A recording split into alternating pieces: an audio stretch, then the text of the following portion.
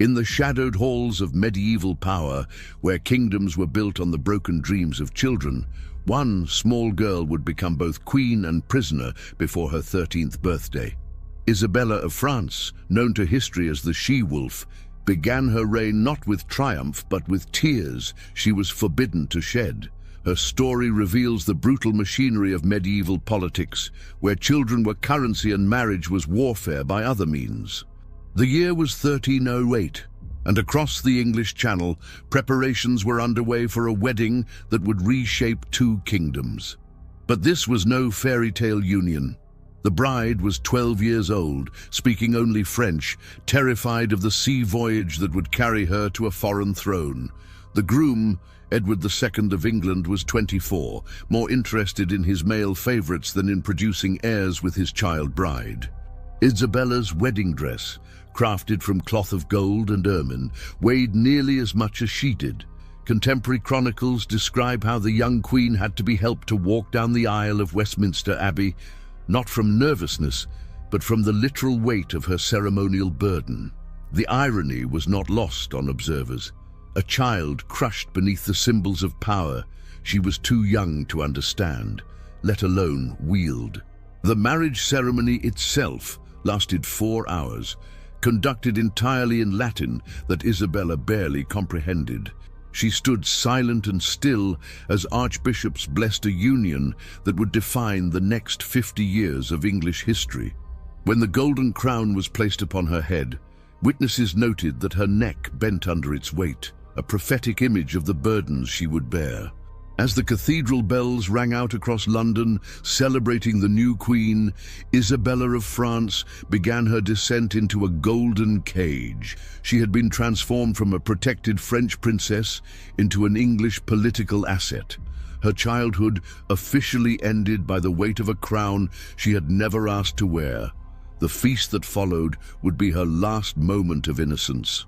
Seated at the high table beside a husband who barely acknowledged her presence, surrounded by courtiers speaking a language she was still learning, Isabella began to understand the isolation that would define her queenship. She was no longer a child, yet not quite a woman, caught in the terrible limbo of royal childhood. The wedding night, mercifully brief in contemporary accounts, marked the beginning of Isabella's education in the harsh realities of medieval marriage. At 12, she was expected to produce heirs for England while navigating the deadly currents of court politics. Her French attendants had been dismissed, her toys packed away, her childhood formally buried beneath layers of silk and protocol. The architecture of arranged marriage, medieval royal marriage, was a sophisticated instrument of statecraft, as calculated and brutal as any siege engine. Children like Isabella were identified as diplomatic assets from birth, their future spouses selected based on territorial advantages, trade agreements, and military alliances. The human cost of these arrangements was considered irrelevant to their political utility. The negotiations for Isabella's marriage began when she was barely walking. French and English diplomats spent years haggling over her dowry, the territorial concessions that would accompany her, and the specific terms of the alliance her marriage would cement. She was discussed in the same language used for livestock or property, her personal wishes never entering the calculations. King Philip V of France, Isabella's father, viewed his daughter's marriage as the cornerstone of his English policy. By placing a French princess on the English throne, he hoped to neutralize England as a military threat and potentially gain influence over English foreign policy. Isabella was his most valuable bargaining chip, worth more than gold or territory, because she could produce future kings with English royal blood but French loyalties. The marriage contract, preserved in the English royal archives, is a masterpiece of medieval legal brutality. It specifies Isabella's dowry, her household arrangements, even the number of French servants she would be permitted to retain. Most chilling are the clauses governing her personal conduct. She was forbidden from corresponding with her family without English approval, prohibited from leaving England without royal permission, and required to submit to regular examinations to verify her continued virginity until the marriage was consummated. Edward II's own preferences were well known to the French court. His passionate relationships with male favorites, particularly Piers Gaveston, were the subject of diplomatic gossip across Europe. Philip IV understood that his daughter was being married to a man who would likely neglect her, but this was considered acceptable as long as she eventually produced legitimate heirs. The age difference between Isabella and Edward was typical for royal marriages of the period, but it created a particularly toxic dynamic. Edward had spent his youth in military campaigns and court intrigue, while Isabella had been raised in the protected environment of the French royal nursery. Their marriage represented not just a political alliance, but a collision between adult cynicism and childhood innocence. Isabella's education for queenship began immediately after the betrothal was announced. French tutors taught her English customs, English law, and the genealogies of English noble families. She learned to sign her name in English script, to recognize the faces of important courtiers, and to navigate the complex protocols of English court life. What she was never taught was how to protect herself from the psychological isolation that awaited her. The golden cage of Queenship Westminster Palace, Isabella's new home, was a magnificent prison designed to showcase royal power while constraining royal freedom. The Queen's quarters, though luxuriously appointed, were essentially a gilded cage where every aspect of her daily life was regulated by protocol, supervised by appointed guardians, and subject to political manipulation. Isabella's daily routine was choreographed down to the minute.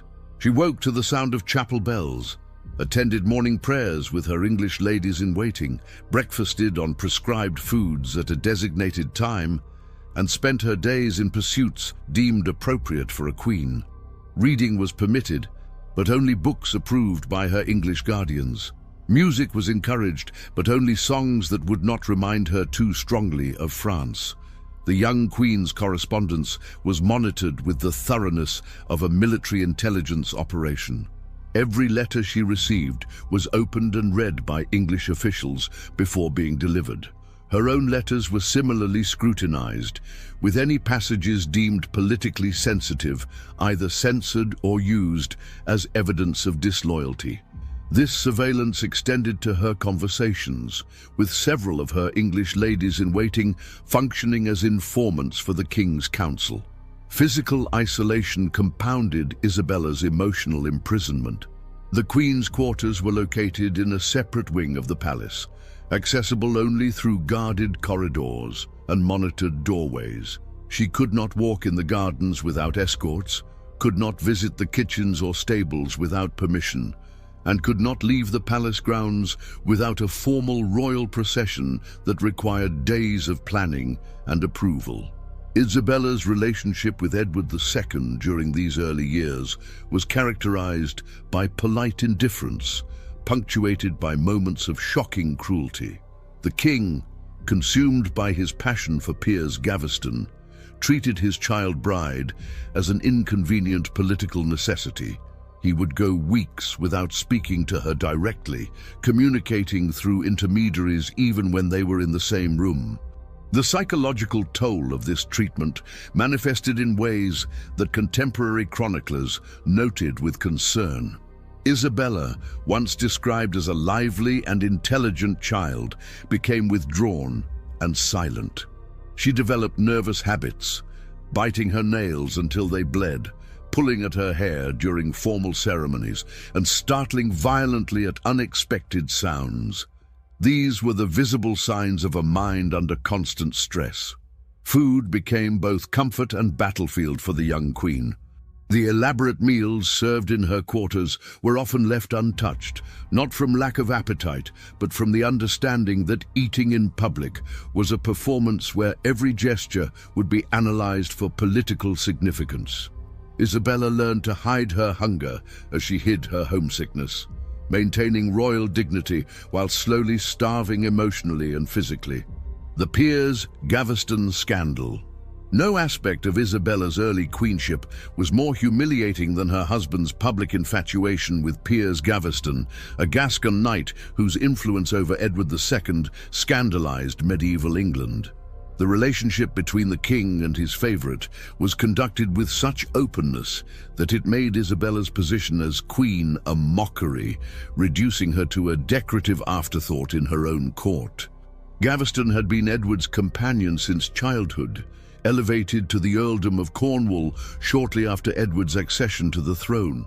Contemporary chroniclers described him as handsome, witty, and utterly without scruples, wielding his influence over the king to accumulate wealth and power while showing open contempt for English nobles and customs.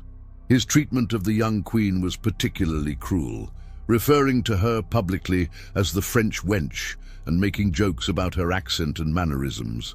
The most damaging incident occurred during Isabella's coronation banquet, when Gaveston appeared wearing jewelry that had been intended as coronation gifts for the Queen. The Earl had convinced Edward to give him Isabella's own presents, including a magnificent ruby necklace that had been crafted specifically for the occasion. Isabella was forced to watch her husband's favorite parade, her stolen jewelry, while she sat beside them, maintaining royal composure despite the public humiliation. Edward's favoritism toward Gaveston extended to matters of state protocol that directly undermined Isabella's queenly authority. During formal court ceremonies, Gaveston was seated at the king's right hand, the position traditionally reserved for the queen. When foreign ambassadors visited, they were instructed to address their formal greetings to Gaveston first, with Isabella receiving only perfunctory acknowledgement of her rank. The sexual nature of Edward and Gaveston's relationship, while never explicitly documented, was widely assumed by contemporary observers. Chronicles from the period describe the two men sharing private chambers, exchanging intimate gifts, and displaying physical affection that shocked even the relatively tolerant medieval court. For Isabella, watching her husband lavish on another man the attention she craved was a daily reminder of her own inadequacy and irrelevance. Isabella's French relatives, horrified by reports of her treatment, attempted diplomatic intervention. King Philip V sent angry letters to Edward II, demanding better treatment for his daughter, threatening to withdraw French support for English military campaigns if Isabella's position was not improved. These interventions only worsened Isabella's situation, as Edward resented any suggestion that he should alter his behavior to accommodate foreign criticism. The Gaveston affair taught Isabella crucial lessons about the nature of power and the ruthlessness required to survive in medieval politics. She learned to watch carefully, to remember slights, and to plan for future opportunities to settle scores. The humiliation she endured during these early years would later fuel her transformation from victimized child bride to the she-wolf of France, capable of bringing down kings and favorites alike. The mechanics of medieval child marriage. The institution of child marriage among medieval royalty operated according to carefully developed legal and social frameworks that prioritized political utility over human welfare. Isabella's experience illuminates the systematic ways in which children, particularly girls, were transformed into political instruments before they were old enough to understand their fate. Canon law, the religious legal framework governing Christian marriage, technically required both parties to consent to the union. However, for children like Isabella, this consent was considered automatically granted by their parents or guardians. The concept of informed consent, as understood today, was meaningless in a system where children's preferences were legally irrelevant and practically unthinkable. The consummation of royal marriages was a public concern, monitored and documented with uncomfortable thoroughness. Isabella's marriage to Edward II was not consummated until she reached what medieval physicians considered physical maturity, around age 15. However, the 3-year delay between wedding and consummation created its own form of psychological torture, as Isabella lived in limbo between childhood and wifehood, subject to regular medical examinations to verify her continued virginity. Medieval medical understanding of child development was primitive and often dangerous. Court physicians prescribed treatments intended to accelerate Isabella's physical maturation, including herbal preparations and dietary regimens that modern medicine would recognize as potentially harmful.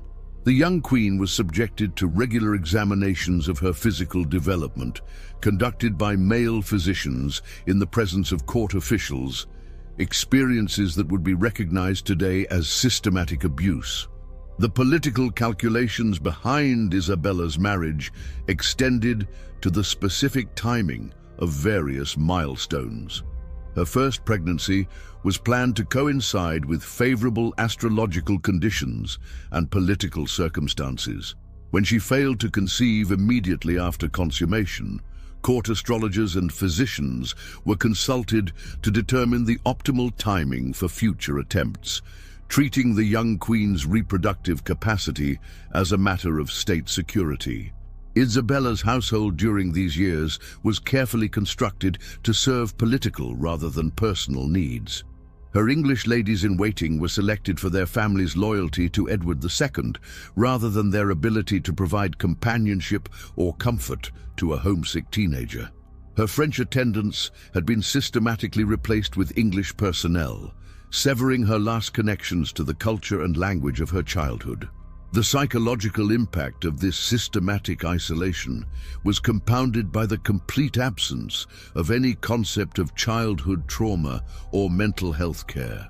Isabella's obvious distress was interpreted through the lens of female weakness rather than recognized as the natural response to systematic abuse. When she displayed symptoms of what modern psychology would diagnose as depression and anxiety, medieval observers attributed her condition to excess of feminine humors or insufficient religious devotion. The birth of heirs and the weight of dynasty. Isabella's first pregnancy, achieved when she was 17, transformed her from ornamental queen to crucial dynastic vessel. The child she carried represented not just the future of the English throne, but the vindication of her marriage's political purpose. However, pregnancy in medieval courts was fraught with dangers both medical and political, turning what should have been a joyous time into a period of intense scrutiny and anxiety. The announcement of Isabella's pregnancy was treated as a state secret until the quickening was confirmed around the 4th month. Royal pregnancies were political events that could affect everything from military campaigns to trade negotiations, making the Queen's condition a matter of international diplomacy.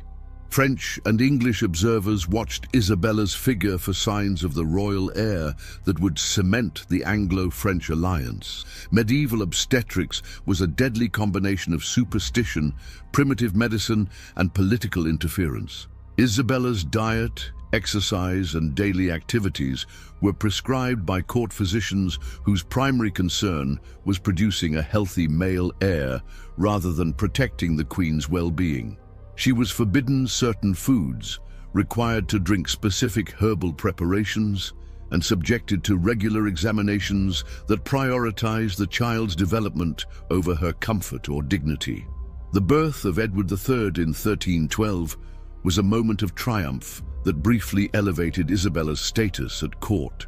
She had finally fulfilled her primary function as queen, producing a male heir who secured the succession and validated her marriage. However, this success came at a terrible personal cost, as Isabella's role as mother was immediately subordinated to her function as royal breeder, with courtiers already speculating about when she might produce a second son. Isabella's relationship with her infant son was mediated through layers of protocol and political calculation. Royal children were raised by appointed nurses and tutors rather than their parents, and Isabella's contact with Edward III was limited to formal ceremonies and supervised visits. The boy who would one day become one of England's greatest warrior kings barely knew his mother during his crucial early years, a separation that served the political function of preventing maternal influence over future royal policy. The pressure to produce additional heirs continued throughout Isabella's fertile years, with each pregnancy monitored as carefully as a military campaign.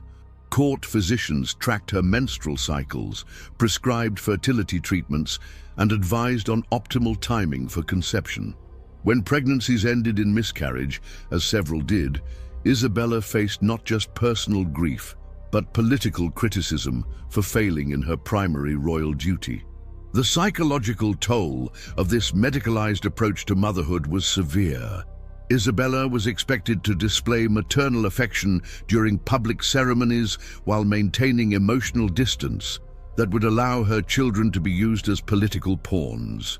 When her daughter Joan was betrothed in infancy to a Scottish prince, Isabella was required to celebrate the arrangement publicly while privately grieving the loss of another child to political necessity. The dispenser tyranny and growing rebellion, following Piers Gaveston's execution by rebellious barons in 1312, Edward II's affections transferred to Hugh Despenser the Younger, whose influence proved even more destructive than his predecessors. The dispenser tyranny, as contemporary chroniclers called it, created the conditions that would transform Isabella from passive victim into active conspirator against her husband's reign. Hugh Despenser the Younger was, if anything, more ruthless and acquisitive than Gaveston had been. Where Gaveston had been content with wealth and status, Despenser sought to control the machinery of government itself, using his influence over Edward to eliminate political rivals and accumulate unprecedented power. His treatment of Isabella was calculated and cruel, designed to isolate her from potential allies while preventing her from developing independent political influence.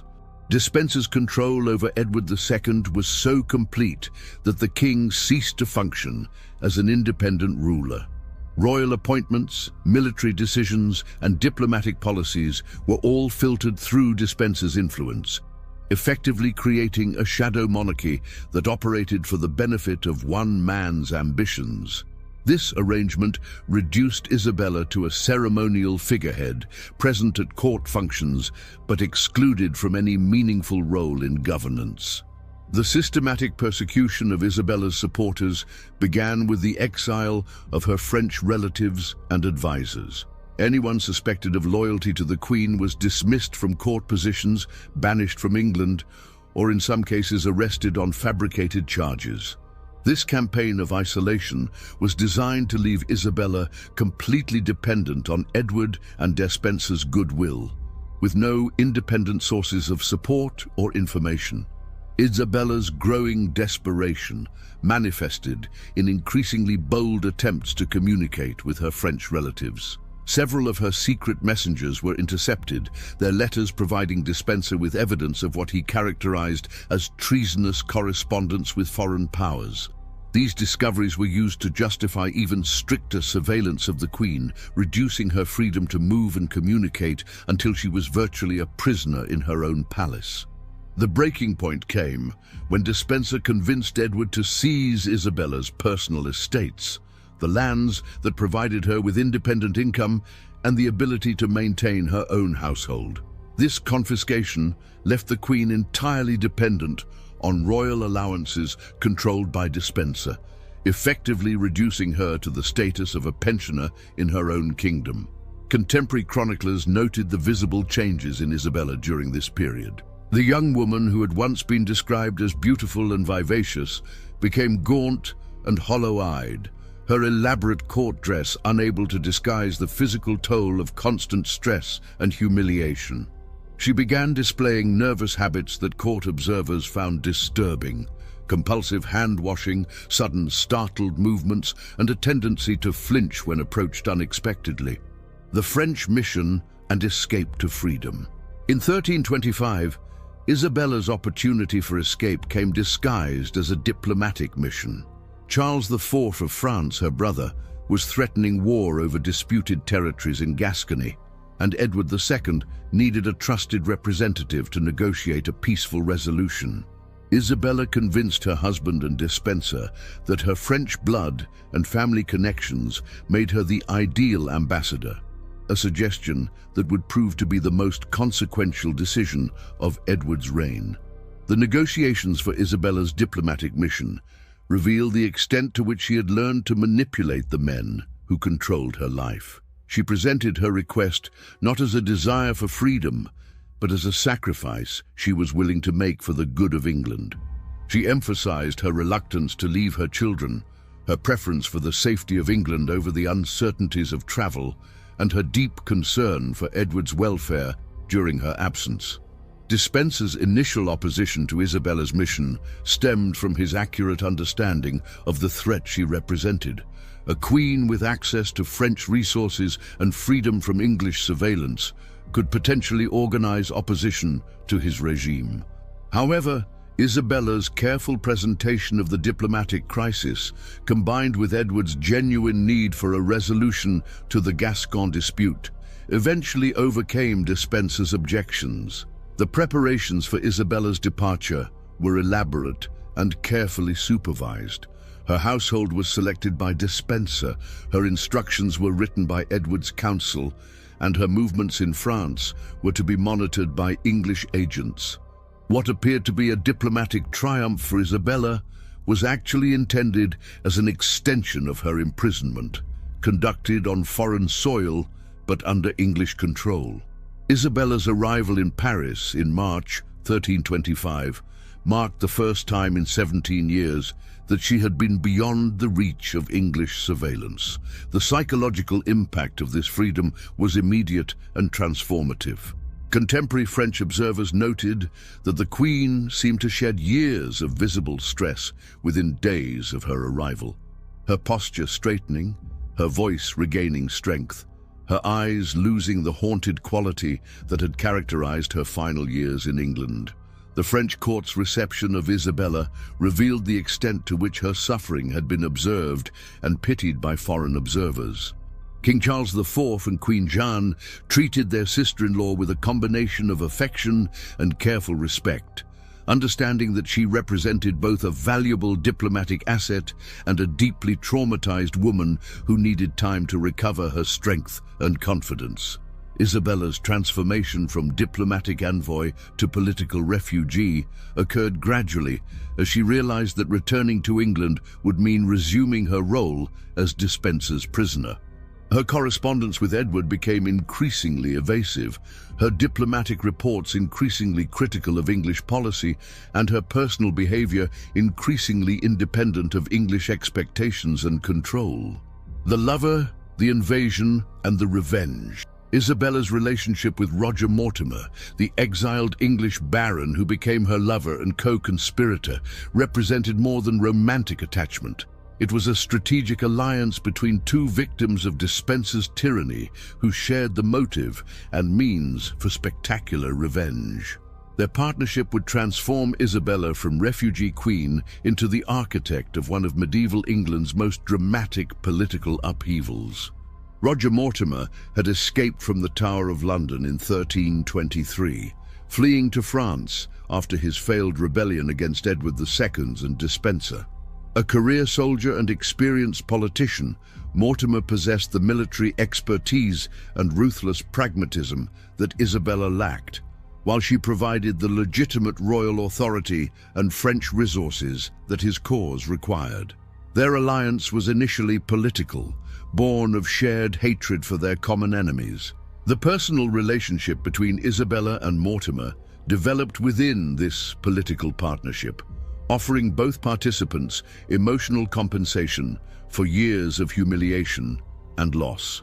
For Isabella, Mortimer represented the first man in her adult life who treated her as an equal partner rather than a political asset to be manipulated.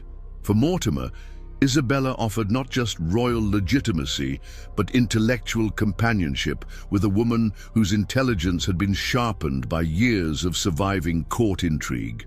The planning of their invasion of England occupied the better part of a year, requiring careful coordination of military, diplomatic, and financial resources. Isabella used her position as queen to negotiate with Flemish merchants, German mercenaries, and French nobles, building a coalition united by their opposition to Despenser's influence over English policy. She proved surprisingly adept at military logistics, understanding that successful rebellion required more than righteous anger. Isabella's propaganda campaign preceding the invasion was a masterpiece of medieval political communication. She presented herself not as a rebellious wife, but as a concerned mother seeking to protect her son's inheritance from Despenser's tyranny. This narrative transformed what might have been seen as treason into a maternal duty, appealing to contemporary values that elevated motherhood above wifely obedience when the two came into conflict. The invasion force that landed in Suffolk in September 1326 was relatively small, comprising perhaps 1,500 men, but it represented a carefully selected coalition of Edward II's enemies. Isabella had learned from previous failed rebellions against her husband, understanding that success required not just military force, but popular support from English nobles and commoners who had suffered under Despenser's regime.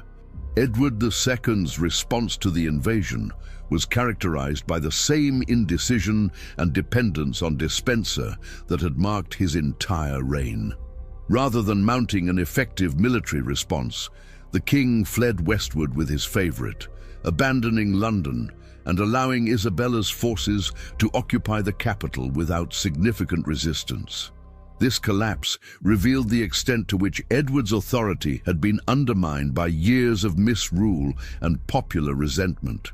The terrible reckoning, the capture and execution of Hugh Despenser the Younger in November 1326, represented the culmination of Isabella's transformation from victim to executioner. The queen, who had once been powerless to prevent her own humiliation, now held the power of life and death over the man who had made her life a misery. Her handling of Despenser's fate revealed both her capacity for calculated cruelty and her understanding of the theatrical aspects of medieval justice. Despenser's trial was conducted with all the forms of legal procedure, but its outcome was predetermined by Isabella's desire for revenge. The charges against him included treason, tyranny, and the corruption of royal authority, but the underlying crime was his systematic destruction of Isabella's life and happiness. Contemporary chroniclers noted that the queen personally supervised the proceedings, ensuring that every detail of Despenser's crimes was publicly enumerated before his condemnation. The execution itself was designed to match the cruelty that Despenser had shown to his own victims. He was hanged, drawn, and quartered in the traditional manner reserved for traitors, but Isabella ordered that he be kept alive through as much of the process as possible, prolonging his suffering in deliberate contrast to the quick deaths he had arranged for his enemies. The queen watched the execution from a specially constructed platform, her face reportedly showing no emotion as her tormentor died. Edward II's fate was more complex, involving both personal and political calculations. As Isabella's husband and her son's father, he could not be simply executed like Despenser, but neither could he be allowed to remain king. The solution was forced abdication in favor of 14-year-old Edward III, with Isabella and Mortimer serving as regents until the young king reached majority. The deposition ceremony at Kenilworth Castle in January 1327 was stage-managed to emphasize Edward II's voluntary surrender of the crown. Isabella attended the proceedings, witnessing her husband's humiliation with the same composed demeanor she had displayed at Despenser's execution. The man who had once ignored her at court functions now knelt before representatives of her government, formally surrendering the authority he had never learned to exercise responsibly. Edward II's subsequent imprisonment at Berkeley Castle was intended to remove him from political life while preserving the fiction that he remained alive and well. Isabella's role in planning his captivity remains historically controversial, but contemporary evidence suggests that she was deeply involved in determining the conditions of his confinement. The former king was held incommunicado, prevented from communicating with potential supporters or plotting his restoration. The mysterious death of Edward II in September 1327, officially attributed to natural causes but widely suspected to be murder, marked the final act of Isabella's revenge. Whether she directly ordered her husband's killing or simply created conditions that made it inevitable, his death removed the last threat to her regency and her son's secure tenure on the throne. The she-wolf's reign and ultimate downfall. Isabella's regency, conducted in partnership with Roger Mortimer from 1327 to 1330, represented the only period in her adult life when she wielded real political power. The woman, who had been treated as a decorative ornament for nearly 2 decades, now governed England with a combination of intelligence, ruthlessness, and theatrical flair that earned her the nickname She-Wolf of France. The early years of the Regency were marked by competent administration and successful military campaigns. Isabella and Mortimer ended the expensive and unsuccessful Scottish wars that had drained Edward II's treasury, negotiating a peace treaty that recognized Scottish independence in exchange for substantial financial payments. This pragmatic approach to foreign policy demonstrated Isabella's understanding that effective government required more than royal dignity and ceremonial display. Isabella's personal transformation during the Regency years was remarkable. Contemporary observers noted that she seemed to grow taller and more commanding, her voice becoming stronger and more authoritative. She dressed magnificently but practically, favoring rich fabrics and elaborate jewelry that emphasized her royal status while allowing her to move freely and participate actively in government business. The relationship between Isabella and Mortimer during this period was conducted with unusual openness for medieval royal circles. Rather than maintaining the fiction of a purely political partnership, they appeared together at court functions, traveled together on royal progresses, and made little effort to conceal their personal intimacy. This transparency was both politically risky and personally liberating for Isabella, who had spent years concealing her true feelings behind royal protocol. However, the Regency's success contained the seeds of its own destruction. As Edward III approached his 18th birthday, the legal justification for continued maternal rule became increasingly tenuous. The young king, encouraged by nobles who resented Mortimer's dominance and coveted the regent's accumulated wealth, began to chafe against the restrictions placed on his authority. Isabella's downfall came with shocking suddenness in October 1330, when Edward III staged a coup at Nottingham Castle. The young king, supported by a group of ambitious nobles, arrested Mortimer and assumed personal control of the government. Isabella, awakened by the sounds of struggle in the castle corridors, found herself a prisoner of her own son, the child for whose sake she claimed to have destroyed his father. The scene of Isabella's final confrontation with Edward III reveals the complete reversal of her fortunes. The queen, who had once commanded armies and negotiated treaties, now knelt before her 18-year-old son, pleading for Mortimer's life and her own freedom. Edward III's response was coldly practical. Mortimer would die as a traitor, but Isabella would be spared execution out of respect for her role as Queen Mother and her French royal blood. Epilogue: The Forgotten Queen's Legacy. Isabella of France lived for nearly 30 years after her fall from power, spending her final decades in comfortable but closely supervised retirement at Castle Rising in Norfolk. The woman who had once been called the She-Wolf of France faded from public memory, becoming a footnote to the more dramatic reigns of her husband and son. Her transformation from feared regent to forgotten dowager reveals the precarious nature of female power in medieval politics. The final decades of Isabella's life were marked by a deliberate retreat from political involvement. She maintained a modest household, received a generous pension from her son, and occupied herself with religious devotions and charitable works. Contemporary accounts suggest that she found a measure of peace in this enforced retirement, perhaps for the first time since her childhood in France. Isabella's relationship with Edward III during her retirement years was complex and carefully managed. The king visited his mother occasionally, treating her with formal respect while maintaining clear boundaries around her influence. She was permitted to attend important court ceremonies and family celebrations, but always as an honored guest rather than a participant in government. This arrangement allowed both mother and son to maintain dignity while acknowledging the changed nature of their relationship. The historical assessment of Isabella of France has been complicated by the dramatic nature of her story and the gendered expectations of medieval chroniclers. Contemporary sources alternately praised her as a devoted mother and condemned her as an unnatural wife, reflecting the impossibility of judging a woman who had transcended traditional feminine roles. Modern historians have been more sympathetic, recognizing her as a victim of systematic abuse who found extraordinary means of resistance and revenge. Isabella's death in 1358, at the age of 63, was noted by chroniclers, but not widely mourned. She had outlived most of her contemporaries, becoming a relic of an earlier generation's political struggles. Her funeral was conducted with appropriate royal ceremony, but without the elaborate pageantry that had marked other royal deaths.